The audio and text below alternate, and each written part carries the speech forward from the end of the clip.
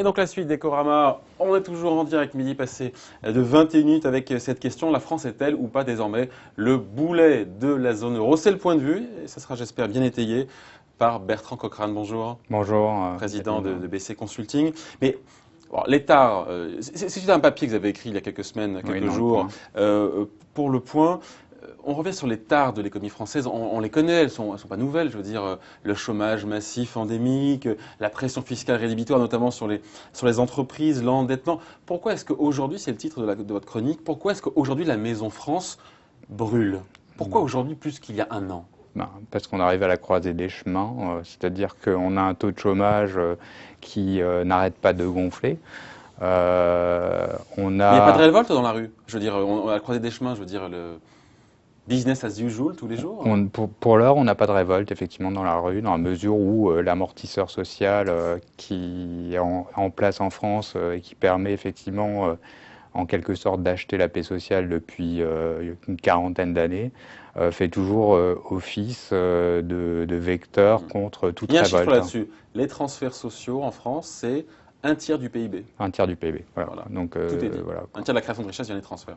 Alors pourquoi je pense qu'effectivement il risque d'y avoir une croisée des chemins cette année, c'est tout simplement qu'on va arriver à un moment donné où l'ensemble des salariés qui cotisent pour les allocations chômage ne seront plus suffisants pour pouvoir effectivement faire face aux dettes de notre pays, quoi. Donc, Vous parlez de l'assurance chômage, là? l'assurance chômage, quoi. Oui, l'assurance chômage, c'est 5 milliards d'euros de déficit. C'est pas, je veux dire, voilà, on est 30, déficit 2016, attendu 5 milliards ou 2015, 30 milliards en cumulé. J'arrive pas à comprendre. Le système va imploser, mais il est garanti par l'État, le système de l'assurance chômage, l'UNEDIC. Oui, et qui garantit la dette de l'État? Qui garantit de l'État? C'est l'État. Non, parce que l'État s'endette auprès de créanciers Ah, donc extérieurs. c'est ça. Donc en fait, je cherche à comprendre pourquoi. Encore une fois, c'est le timing, en fait. Le fait de C'est- dire que la France est un gros paquebot qui va pas bien, ça oui, on peut le dire. Pour vous, le paquebot, il est sur le bord de sombrer parce que, si je comprends bien, Bertrand Cochrane, en toile de fond, la situation a changé. Ouais. La situation financière mondiale, l'économie mondiale a changé. Et le regard que pourraient avoir les investisseurs qui nous prêtent, parce qu'aujourd'hui, pardon, mais on n'a pas le sentiment que la France présente un risque. On n'en prête pour rien. On avait Gilles Carrez hier, le président de la Commission des finances, il nous disait, oui, pour la France, pour s'endetter, elle n'a plus que se baisser pour ramasser, hein. Ouais. Je veux dire, on prête à la France à moins de 1%, ça prouve que la France va bien dans le regard des autres, dans le regard des autres. Dans le regard des autres pour l'instant. Mais oui, mais ça peut durer un an, 2 ans, vous savez pas combien de temps ça va durer. Aujourd'hui, je ne vais pas mettre de timing, hein, mais ce qui se passe, c'est que l'ensemble des transactions financières sont réalisées par 14 banques, par 14 établissements financiers. Voilà quoi. Et Et ces établissements financiers commencent à tirer la sonnette d'alarme sur un pays comme la France, dans la mesure où effectivement il y a une il tire la sonnette d'alarme auprès de qui? Parce que moi, j'ai pas entendu la sonnette sonner. par des tribunes, hein, Ouais. des tribunes, que ce soit dans les tribunes des journaux économiques étrangers, Ouais. en disant effectivement qu'on est dans une situation préoccupante auprès de la Fed.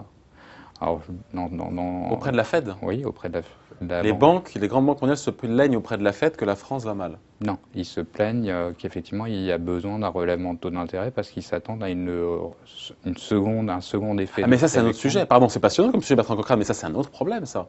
Le problème, effectivement, de la Fed, qu'elle n'ait plus de munitions. C'est intéressant comme sujet, mais de dire qu'effectivement, en cas de prochaine crise financière, la Fed n'ait plus de munitions, et donc que les banques demandent à ce qu'elle remonte ses taux pour en avoir un peu le jour où la crise viendra, je comprends, mais c'est pas notre sujet, ça? Non, Ouf. parce qu'on n'est pas hors sol, la France n'est pas en dehors du monde, elle est dans une économie mondialisée, sa dette est extérieure, elle est couverte par des crédits, des crédits défaut de swap qui sont détenus par des banques extérieures. Et aujourd'hui, la crise qui se profile devant nous, quoi, qui est une crise à la fois boursière, des matières premières, et naturellement de la hausse soit du taux de chômage, soit des travailleurs pauvres, hein, c'est quelque chose qui concerne le monde entier et on ne peut pas exclure la France de ce système-là. Les mesures structurelles qui ont été mises en place dans les autres pays ont certes permis aux autres pays de faire, au moins faire semblant de se réformer.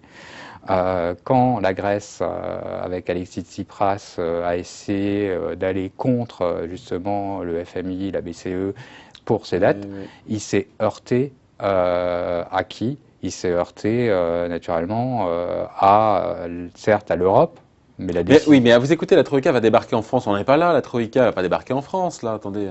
On n'en est pas là, mais Voilà, quand on n'en même. est pas là. Mais je pense que entre le débat sur l'élection présidentielle qui a lieu en 2017 et l'année 2016, qui est encore longue, à l'heure où les marchés financiers marchent à la nanoseconde, et regarde finalement les réformes structurelles de la France, il n'y en a aucune qui a été faite. Mais il n'y a aucun indicateur, il n'y a pas de signaux comme quoi les investisseurs sont inquiets pour la France. Encore une fois, je reviens, alors tout ça est dû à la Banque Centrale Européenne. Merci Mario Draghi, heureusement qu'il est là. Mais encore une fois, la France se finance très très bien pour quasiment rien. Il n'y a pas de signaux avant-coureurs qui accréditeraient votre thèse, qui est intéressante. On sait qu'il y a un problème français, qu'il y a un gros paquebot qui est à la dérive. Mais moi, je veux pas de signal, pardon. Ben, vous êtes un petit peu comme les Grecs, hein. Ils ne voyaient pas le signal arriver, puis ou les Chypriotes, ils ne voyaient pas le signal arriver. Mais un signal avant-coureur, tangible. Des signaux tangibles, c'est déjà, quand vous regardez le marché action américain, on est à 3 vendeurs pour un acheteur. Mais là, vous me parlez du marché action américain, moi je vous parle de la France. Oui, mais quel est le lien entre les deux? Grosso modo, nos prêteurs, ou ceux qui garantissent nos prêts, sont essentiellement des banques américaines, pour 60% d'entre elles. Et donc, du jour au lendemain, elles peuvent décider de siffler la fin de la partie et dire... Ça serait ça. Donc en fait, j'essaie de vous suivre. Vous voyez, vous anticipez, vous prophétisez un retournement. D'ailleurs, déjà, c'était il y a un an, on vous a reçu il y a un an, déjà, vous prophétisiez une baisse de 20 ou 30% du CAC 40, et donc, ou même des grands indices boursiers. Et donc, il y aurait un effet collatéral sur des banques, des investisseurs qui se détourneraient de la France parce que ils prendraient peur. C'est ça, en fait, le cheminement intellectuel?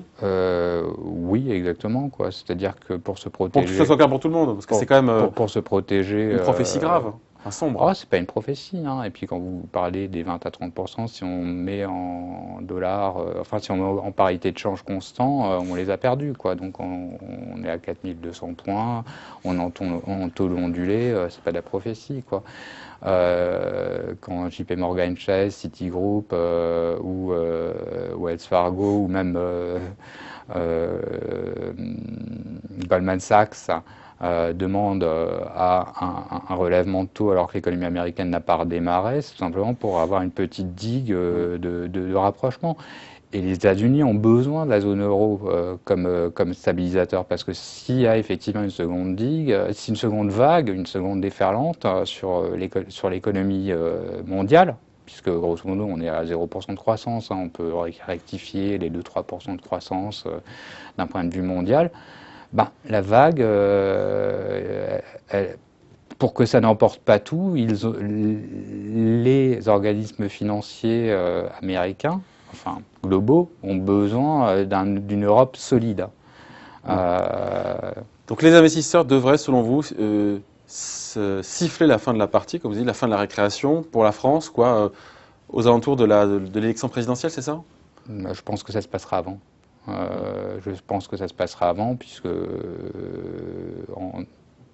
Parce qu'aucune réforme aujourd'hui...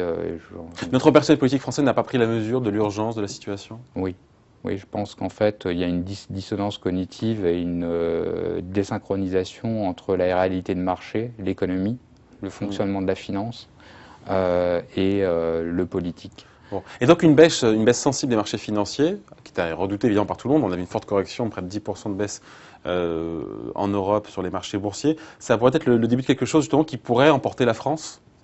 Qui pourrait emporter la France, oui, tout à fait. Au travers d'une hausse des taux d'emprunt. Mais en même temps, il y a la BCE qui est là, qui a dit qu'elle avait encore plein de munitions et que la parole du docteur Draghi fonctionne toujours. Oui, j'ai toujours salué la proactivité du docteur Draghi, justement, puisqu'il n'attendait pas que les décisions se prennent à Bruxelles ou auprès du Parlement allemand pour prendre des décisions d'aide pragmatiques auprès de la Grèce, Et vous saluez sa réactivité, en même temps, pour vous, les politiques monétaires ne servent à rien? Ce qui est contestable, parce que finalement, la BCE a quand même permis au taux d'intérêt d'être très bas, au taux de change de l'euro de baisser, les crédits sont pas chers, donc c'est grâce Et pour autant, c'est vrai que les effets sur l'économie réelle de ces politiques monétaires sont discutables. Donc finalement, c'est bien ce qu'il a fait ou c'est pas bien ce qu'il a fait, Dr Draghi?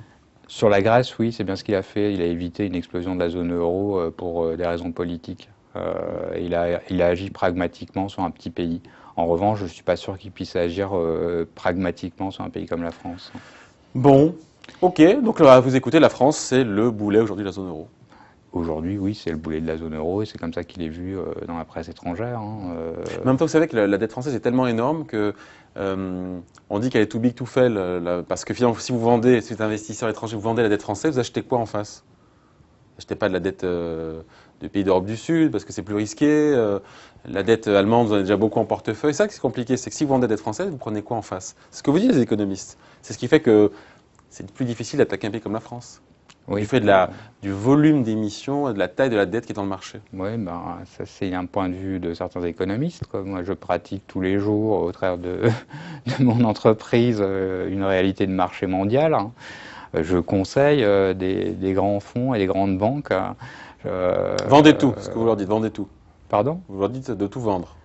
Je leur dis pas de tout vendre. Je vois bien leur situation d'inquiétude et le nombre de questions qui me sont posées, quoi, sur la situation économique de la France, sur le fait qu'il n'y ait pas de réforme, sur le fait qu'effectivement, dès qu'il y a une tentative d'avancée, il y a une cacophonie gouvernementale, et que depuis 40 ans, effectivement, on a un système qu'il faut réformer, quoi. Bon. Donc, soit vous vous trompez, soit vous avez un temps d'avance sur nous tous, parce que moi, pour l'instant, les signaux, je ne les vois pas. Mais on vous réinvitera, on verra ce qui va se passer. Oui. Les mois infirmeront, confirmeront vos dires. Merci à vous, Bertrand Cochrane, président. Vous voulez ajouter quelque chose? Oui, quand vous disiez que je m'étais trompé sur l'année dernière, non. Il y a un an, je vous disais 3500 points, je me rappelle, vous êtes venu fin janvier 2015, vous avez dit un CAC à 3005, 3007, 3005. là on est à 4002, si vous faites une conversion euro-dollar, Ouais. je pense qu'on y est, quoi. Ouais. Et c'est pas vraiment, voilà, quoi. En tout cas, ce qui est important, c'est pas tellement le niveau, c'est la le tendance. fait, c'est la tendance, quoi. Allez, un homme tendance, Bertrand Cochrane, président d'OBC Consulting, merci à vous. Bonne journée. Merci, Bye. au revoir.